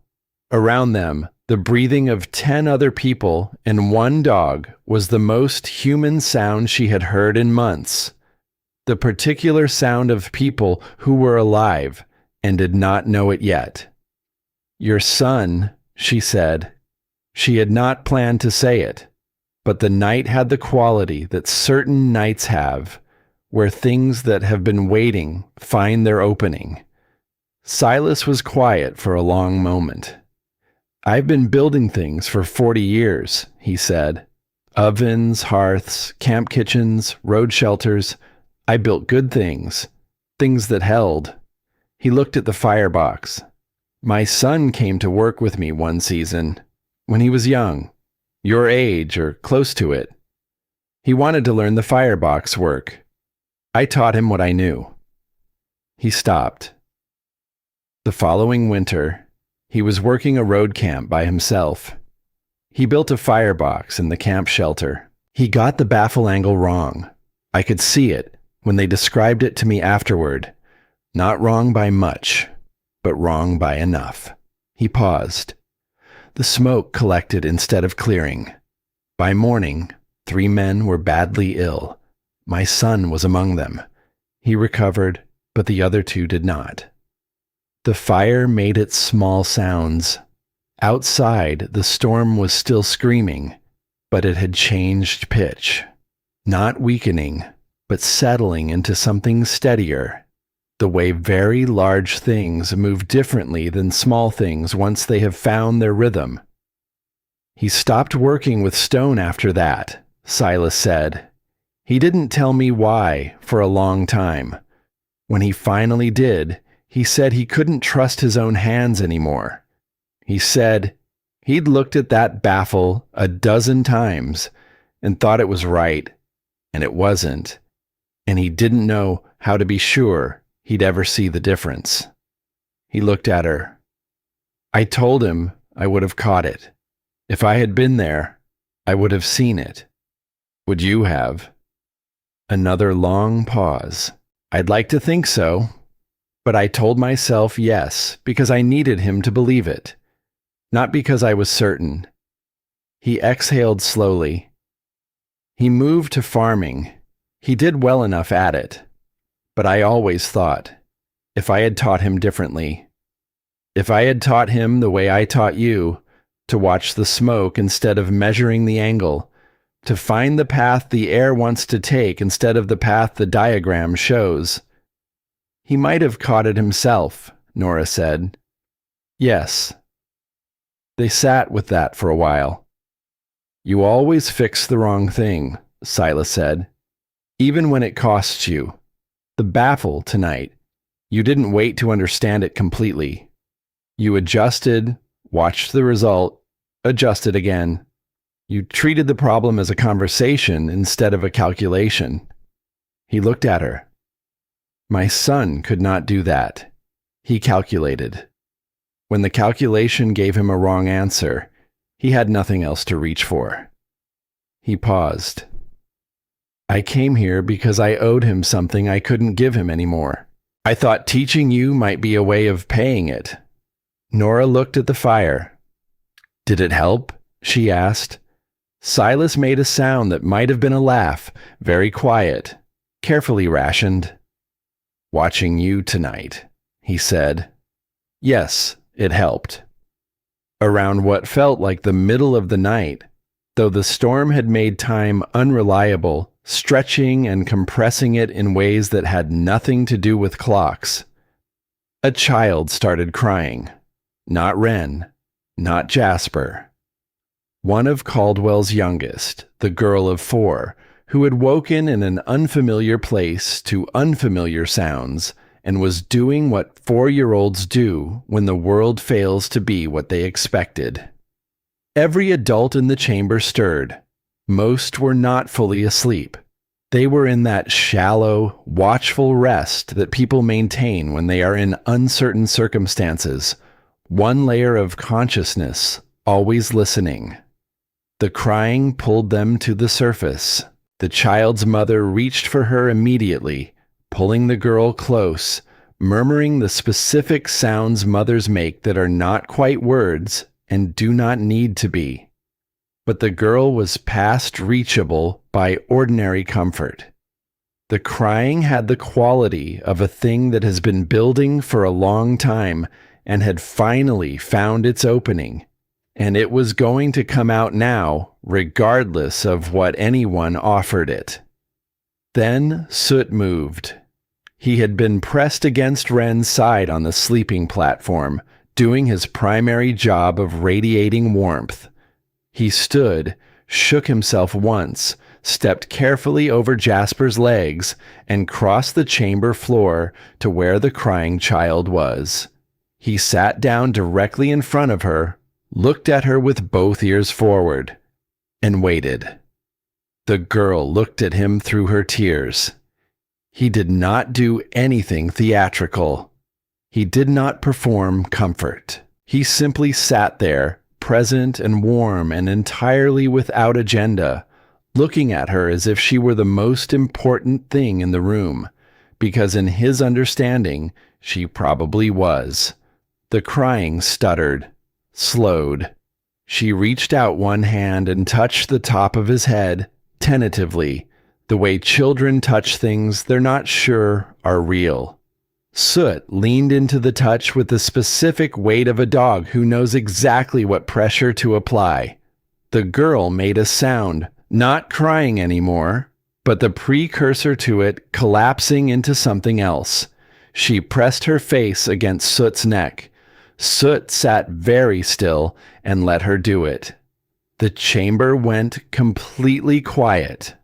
Caldwell's wife was watching this from across the room. In the orange light of the coals, her face had changed from the careful blankness she had maintained since coming through the gap. The expression of a woman who has decided not to have a visible reaction to her circumstances because the alternative is worse. The blankness had shifted into something she hadn't planned for, something that had gotten past the careful maintenance. She looked at Nora. "Thank you," she said. It was barely a sound, but it was real. Nora nodded once. She didn't add anything to it. There was nothing to add that would make it better, and several things she could say that would make it worse. She turned back to the firebox. The Reverend spoke in the small hours, when most people had finally found something close to sleep, and only Nora and the Reverend himself were fully awake. He had been very quiet since coming through the gap. He had accepted the place she pointed him to, and the water she gave him, and had sat against the wall with his hands in his lap and said nothing. He was not, she had observed, a man who was comfortable with silence. The silence seemed to sit on him like weight. But he had maintained it for hours, which told her something about what the storm had done to his particular certainty. "The baffle," he said finally. She looked at him. "You explained it at the town meeting," he said. "The angle, the way the smoke tells you what to correct." He paused. I didn't understand it then. I understand it a little better now. Nora waited. She had learned with certain kinds of people that filling silence was a mistake. The Reverend was the kind of person who needed the silence to push him toward what he actually meant to say, and if she helped him avoid it, he would say something easier instead. I preached about pride, he said, several times, in the context of... He stopped. In your context. I know. I believed what I was saying. He looked at his hands. I believed that what you were doing was a refusal of help, rather than an absence of help worth accepting. I believed that the structure you were building was dangerous, rather than this. He looked around the chamber. At the 11 people, and the dog, and the fire, and the smoke that rose without hesitation. I was wrong about the danger. Yes. I was also wrong about the pride. She looked at him. What you've done here required something that isn't pride's opposite. It isn't humility exactly. It's something I don't have a good word for. He paused. The willingness to be right when everyone tells you that you're wrong, and to keep building anyway, and to open the door when the people who told you that you were wrong are standing on the other side of it, needing to come in. He stopped there. I didn't open it to prove a point, Nora said. I opened it because it was cold. I know. That's what I'm saying. He looked at the fire. The sermon I should have preached was about that, about the difference between those two things. He paused. I'll write it when this is over. People might listen, Nora said, or they might not. The sermon is yours to preach. What they do with it is theirs. He nodded slowly. Then he closed his eyes, and within a few minutes, he was asleep. Fletcher had been awake for some time before he said anything. He had come through the gap in the late hours, one of the last arrivals, wind-burnt and efficient, carrying an armload of wood he had salvaged from his wagon before the storm made salvaging impossible. He had taken stock of the situation with the particular eye of someone who assesses things professionally, and he had helped without being directed, shoring up the entrance drift from the inside, repositioning 2 sleeping bodies into warmer configurations, doing exactly what needed doing without making a production of it. Now he was sitting at the edge of the sleeping platform, close to where Nora was monitoring the firebox, and the chamber had finally found the particular quiet that comes when everyone who is going to sleep has slept. You've been awake the whole time, he said. It wasn't a question. Yes. Since before the first knock. Yes. He was quiet for a moment. The draft adjustment you made during the worst of it. I could see you working on it, from across the room, in the dark. Another pause. Do you know what it looked like? Tell me. It looked like someone who had already made peace with the outcome and was just doing the next thing. He looked at his hands. Not resigned, not afraid, just present, like the work was the only thing in the room. Nora fed the fire 2 pieces of wood, watching the flame change. It was the only thing in the room, she said. If I let anything else in, the work suffers. How do you learn that?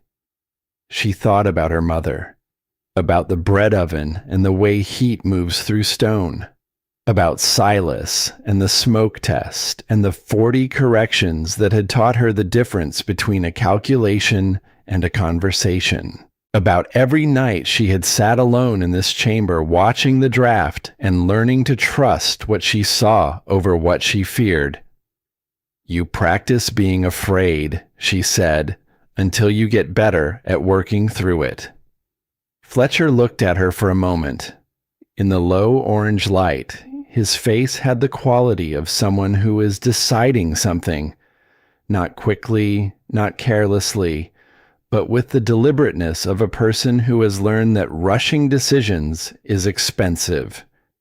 He reached out and covered her hand with his, not a declaration, not a question, just contact, the specific warmth of one human hand over another, in the particular dark of a chamber that had held through the worst of the storm.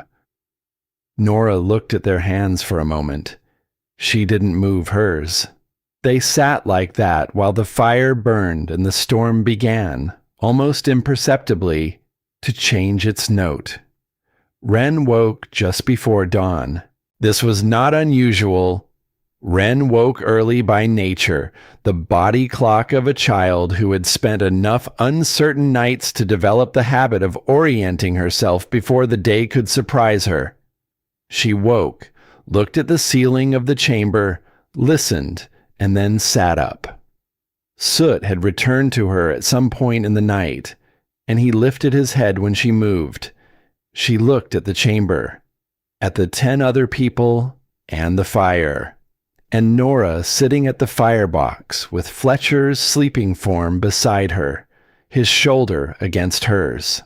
She read the room the way she had been taught to read the smoke, looking for what was wrong, and finding, for the first time in many hours, very little. She looked at the fissure above. The smoke was rising in a line so straight it seemed deliberate. Not the complicated, negotiated path it had taken in the worst hours of the night. Straight, clean, certain. The draft was fully itself again. She climbed down from the sleeping platform without waking anyone, stepped over 2 sleeping adults with the careful precision of a child who has learned this skill, and came to stand beside Nora. Nora looked at her. "The smoke," Ren said quietly. "I see it. It's going straight up." "Yes." Ren considered this for a moment. Then she said, "Is the storm over?" Nora listened.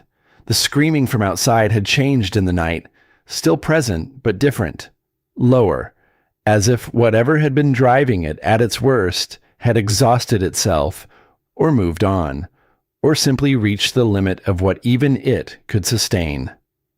"Almost," Nora said. Ren sat down beside her on the stone floor, pulling her blanket around her shoulders. Soot arranged himself across their feet, which were cold, and was immediately useful. "Will everyone be all right?" Ren asked.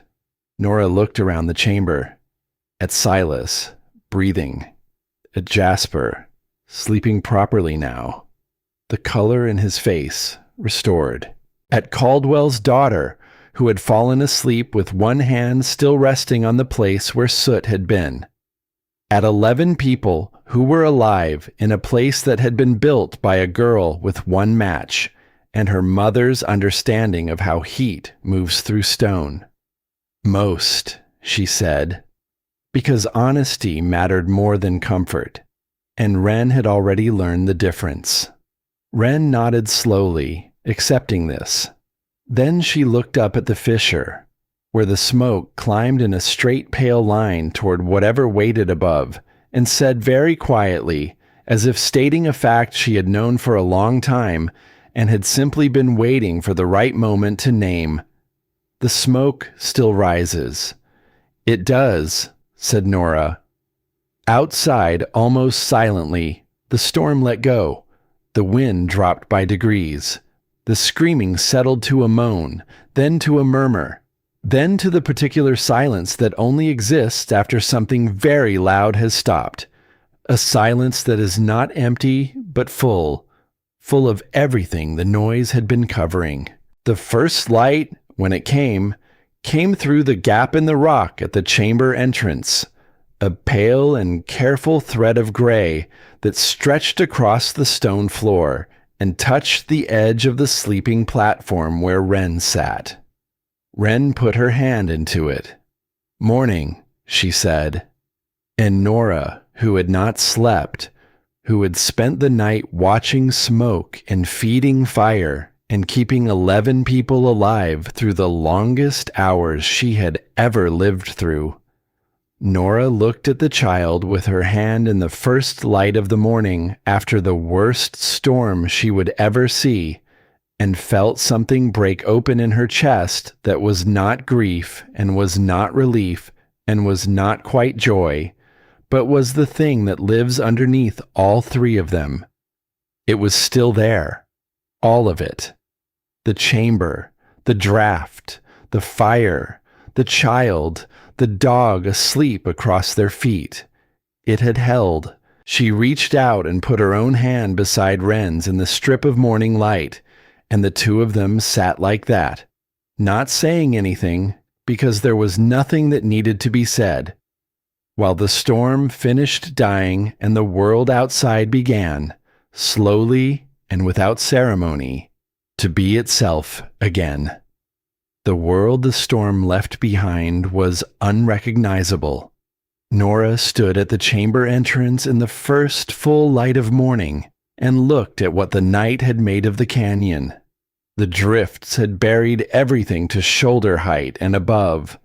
The wash, the trail, the familiar shapes of boulder and deadfall she had used to navigate for months. Fences had disappeared entirely. The settlement, visible as a smudge of dark structures against the white from the high ground, looked smaller than it had before, reduced by the scale of what had covered it. 11 people filed out behind her into the cold, blinking in the brightness of a world made entirely of light and white and silence. They stood in a loose group at the entrance to the chamber, and for a long moment no one said anything, because there was nothing that the ordinary language of ordinary mornings was adequate to say. Then Harlan, who had never been a man for ceremony, looked at the drifts and said, "We'll need to dig out the road before anyone goes anywhere," which was true and practical, and it broke the silence in the right direction. The morning after a storm of that size had a quality she hadn't anticipated, a hush that was different from ordinary quiet, a stillness that felt earned rather than empty. She stood at the entrance for a long time before she was ready to hear what the morning had to say. Harlan had gone ahead on foot to check the settlement while the others were still working on the drift at the chamber entrance. He came back with his face arranged in the careful neutral of someone carrying something heavy. Old Marsh, a man who had lived alone at the far edge of the settlement for as long as anyone could remember, who had not attended the town meeting, who had not been among the households Nora had visited with her barometer readings and her careful explanations, had not made it through the night. He had been found not far from his own door, as if he had stepped outside for something, and the storm had taken the decision out of his hands. Nora stood very still when Harlan told her this. She had known it was possible.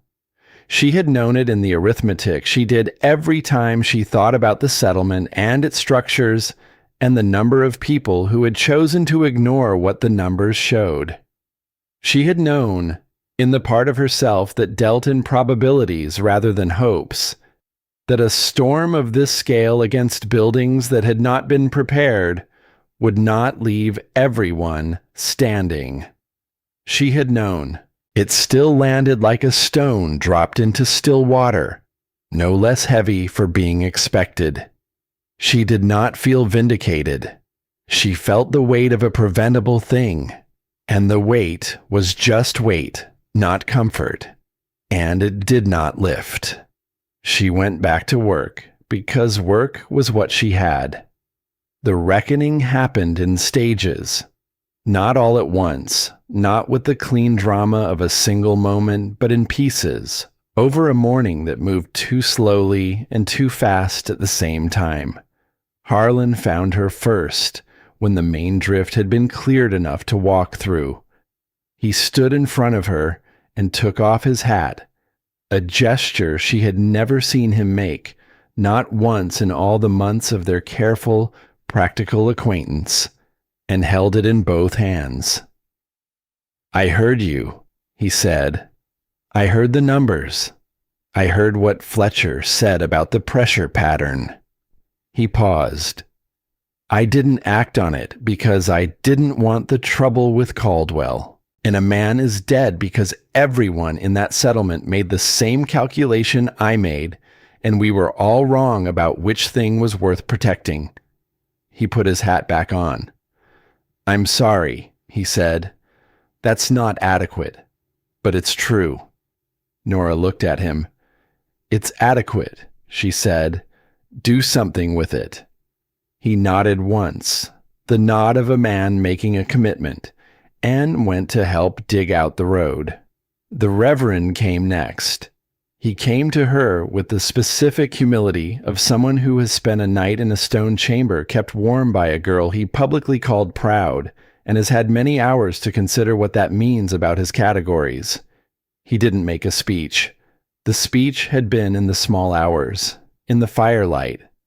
That version was the real one. What he offered in the morning was simpler. He helped with the digging, and when families from the settlement arrived to check on those who had sheltered in the chamber, he introduced Nora to each of them not as the girl in the hole in the rock, but by name, without qualifier, with the particular weight of a man making a public correction. It was not nothing. Bertie appeared sometime after noon, without her mother, carrying a pot of something hot she set down outside the chamber entrance without explanation. She looked at Nora for a moment. Then she said, "I talked to my mother." She didn't say what had been decided. She didn't need to. The young man from the town meeting, the one who had said the girl in the hole is afraid of sunshine, loudly enough to produce laughter, came in the afternoon. He was perhaps 17, and he had the raw, overexposed look of someone for whom last night had been an education his prior life had not prepared him for.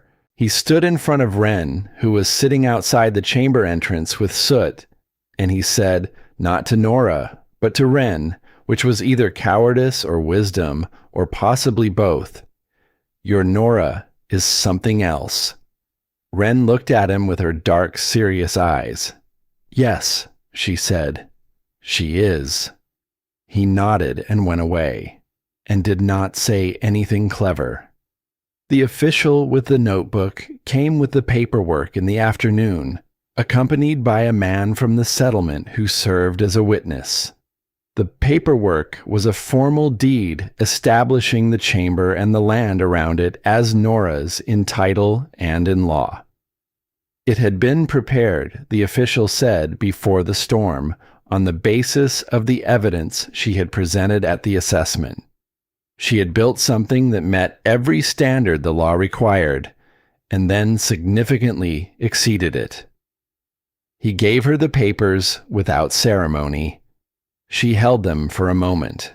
They were cold from being carried through the drifts and slightly damp at the corners, and they were the most substantial thing she had held in her hands since the morning Caldwell handed her the cloth sack on the steps of the general store. She folded them carefully and put them inside her coat, close to her body, where they would warm. Then there was Caldwell. She had been aware of him all morning in the peripheral way she was aware of things that required attention without being ready to receive it. A presence at the edge of the activity, moving carefully, helping where help was needed without speaking much. His wife had gone ahead to assess their house, which had partially lost a wall in the night. His children had gone with her. He had stayed. She found him, or he found her, in the early afternoon when the worst of the digging was done, and the settlement families had mostly returned to their own damaged structures, and the canyon had settled into the exhausted quiet of aftermath. He was standing near the chamber entrance, hat in his hands.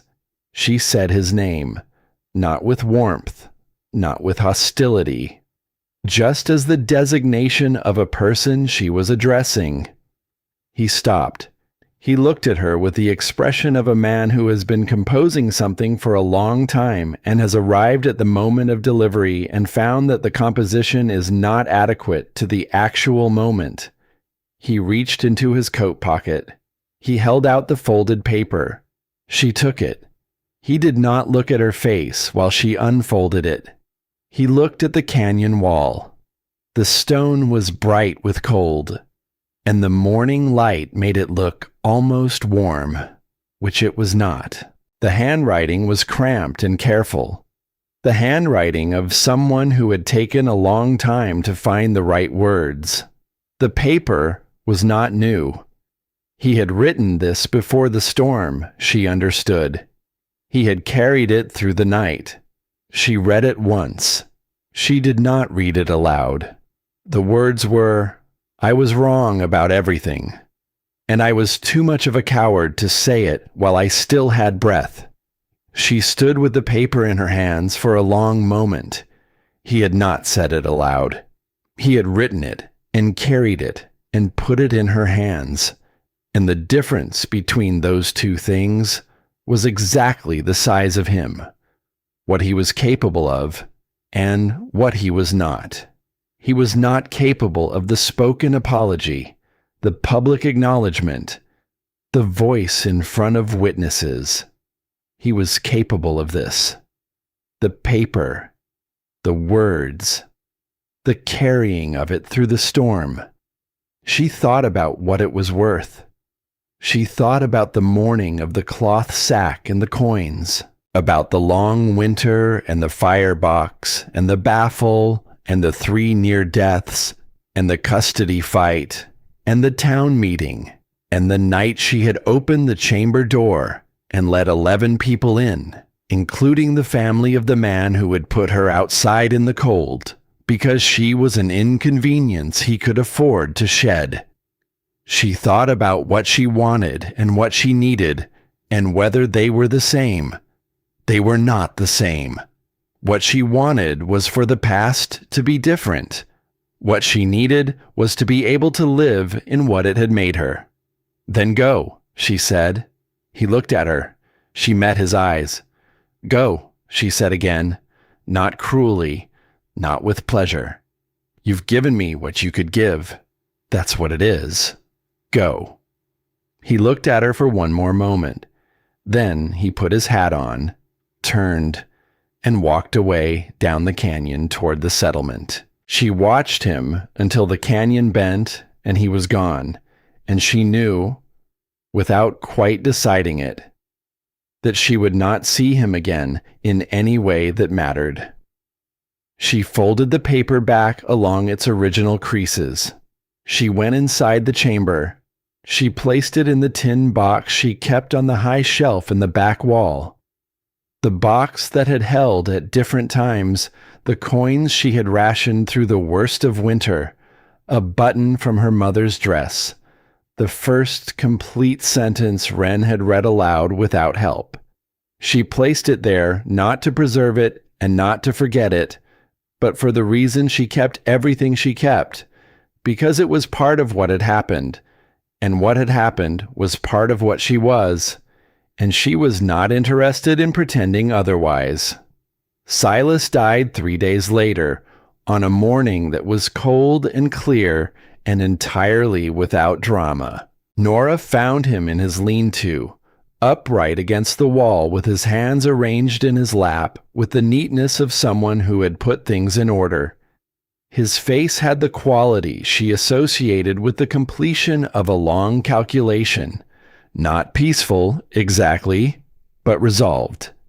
As if the arithmetic had finally balanced, and he had checked it twice and set down the pencil. She sat with him for a while before she told anyone. The morning was very quiet. A raven called once from somewhere above the canyon, and the sound carried in the cold air with the particular clarity that cold gives to sound. She thought about what he had given her. Not the firebox dimensions. She had those. Not the baffle principle. She had internalized that to the point where it was no longer separate from her thinking. What he had given her was something harder to name. She thought about the first morning he had come, the way he had picked up the stone she'd discarded and held it out without asking if she wanted to learn. She thought about the word better, how he had said it and what it had cost him, a man who did not give things away easily. She thought about how he had arrived because he owed a debt to his son, and how he had stayed because of something else entirely, something neither of them had ever named. The understanding that knowledge was not something you possessed, but something you practiced, and that the practice only mattered if you passed it on. She buried him on the hill above the canyon, on the slope that looked down at the chamber entrance, and the fissure from which the smoke rose every morning. The ground was hard, and the digging took a long time, and Fletcher helped without being asked, which she noted. She did not make a speech. She was not much given to speeches. She said what was true. He had taught her the difference between measuring and seeing, and the difference had saved 11 lives, and probably more to come. And the knowledge would not stop with her. The smoke rose from the fissure behind her while she spoke, pale and steady in the cold air, and she thought it was appropriate. Fletcher proposed in the spring when the snow had finally released its grip on the canyon and the first green was showing along the wash. He did it badly, in the sense that he had prepared something to say and then forgotten most of it, and what came out was considerably shorter and less polished than he had apparently intended. He said he had been thinking about it since the night of the storm. He said he understood if she needed time, because she had built something entirely her own, and he would never want her to feel that what he was offering came with a cost to that. He said he was better at numbers than at this kind of talking, and he was aware of it. Wren was sitting 10 feet away, pretending with heroic ineffectiveness to be reading. Nora looked at Fletcher. She thought about the barometer, about the numbers he had ridden 4 days to collect, in deteriorating conditions, because he was worried and he had decided that being worried was worth acting on, about the way he had helped in the storm without being directed, and the way he had sat beside her at the firebox in the dark and covered her hand with his and said nothing, which had been exactly right. "Yes," she said. Wren made a sound that was not quite a cheer and was not quite a word, but communicated her position on the matter without ambiguity. Soot, who had been asleep beside the chamber entrance, lifted his head to assess the situation and apparently found it satisfactory, because he put his head back down. They married in the chamber, because where else would they marry? Bertie stood as witness, which required her to climb into the crack in the rock, which she did with the expression of someone performing an act of deep personal commitment. Harlan offered a blessing that was more practical than spiritual. He listed the things he hoped they would have enough of, which were firewood, water, and patience, in that order, and then stood back and looked pleased with himself. The settlement came, or most of it. People who had sheltered in the chamber during the storm felt a particular relationship to it, a kind of ownership by proximity, by having been held by it through the worst night of their lives. They came back to it as you come back to a place that has done something irreversible to you. They brought food. They stayed longer than they expected to. Nora stood in the entrance to the chamber in the evening, after everyone had gone, and looked at what the canyon had become in the course of a single winter. Not the canyon itself. The stone was unchanged. The fissure still breathed. The draft still pulled as it had pulled since before anyone alive could remember.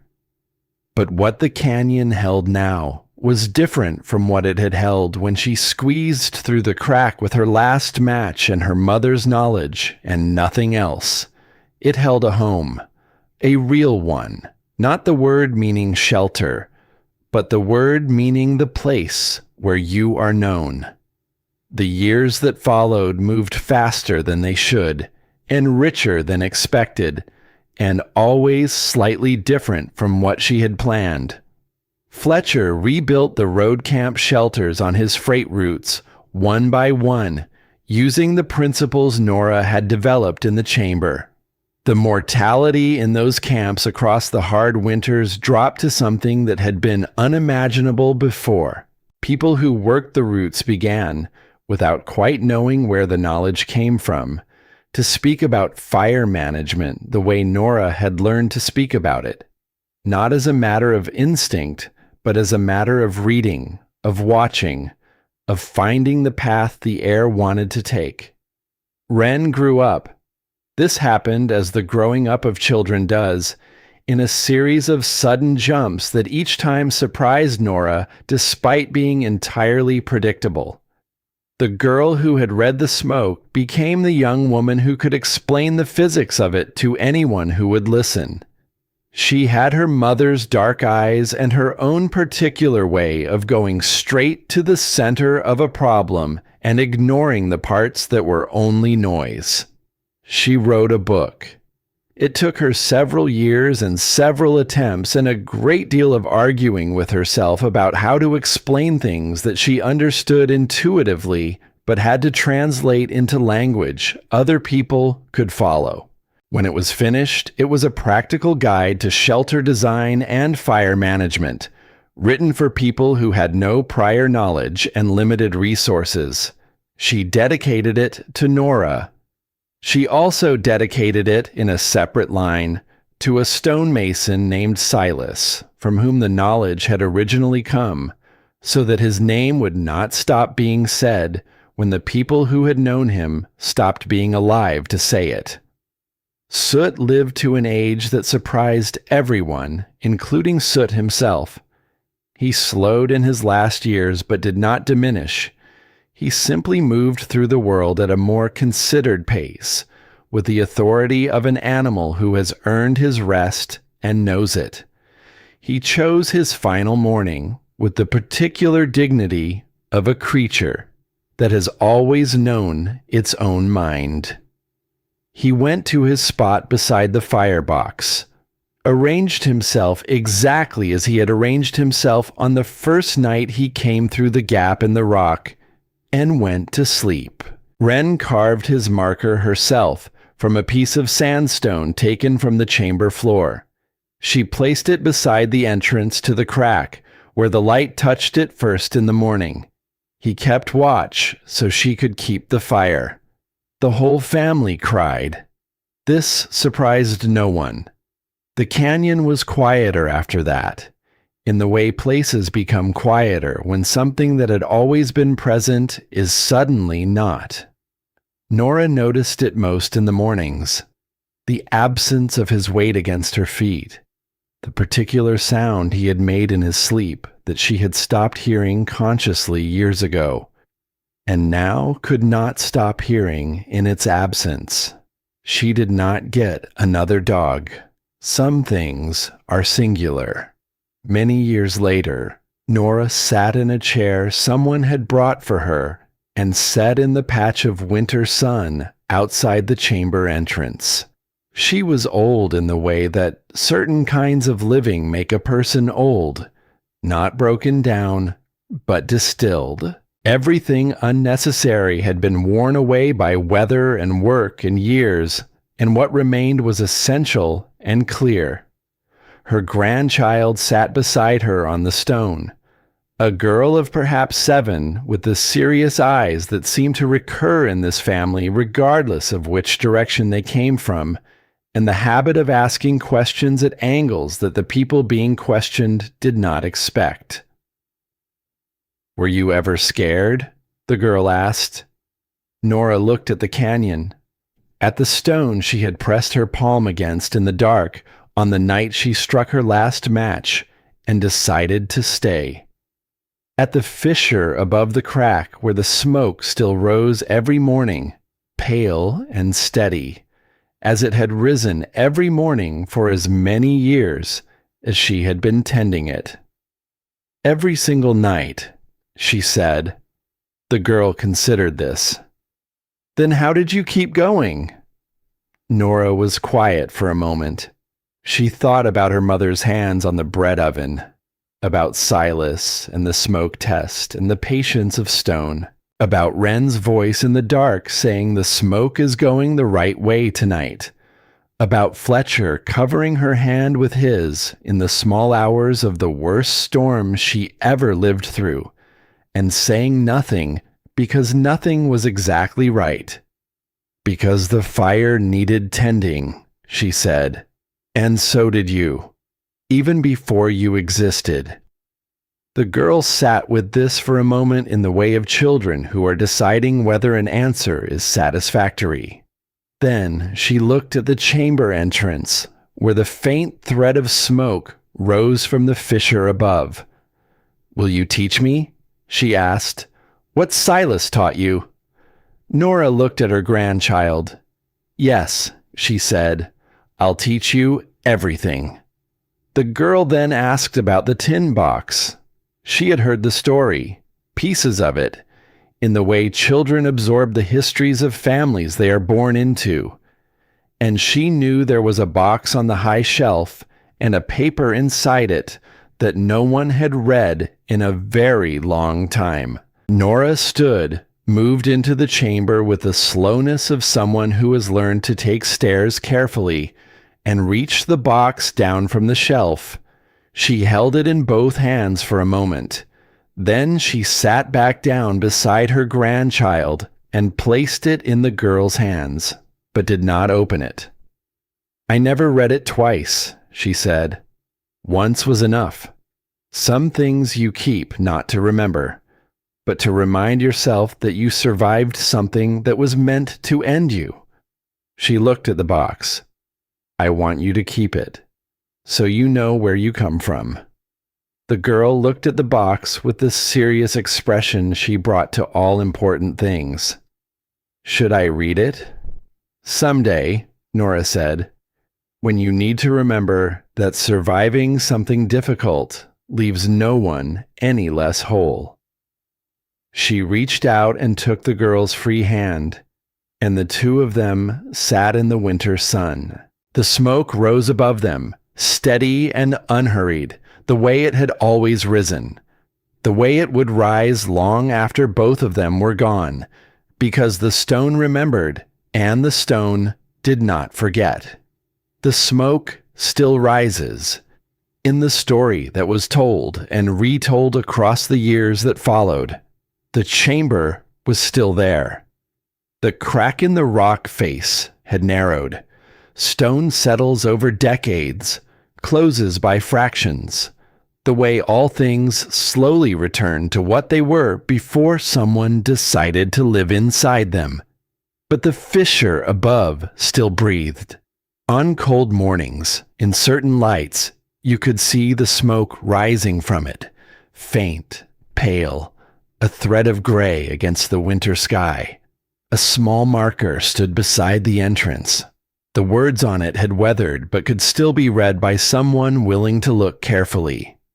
She taught us how to keep warm, and if you are sitting somewhere cold right now, not the cold of weather, but the other kind, the cold that comes when everything you counted on has been taken and you are standing in the open with nothing but what you carry inside you, then remember her.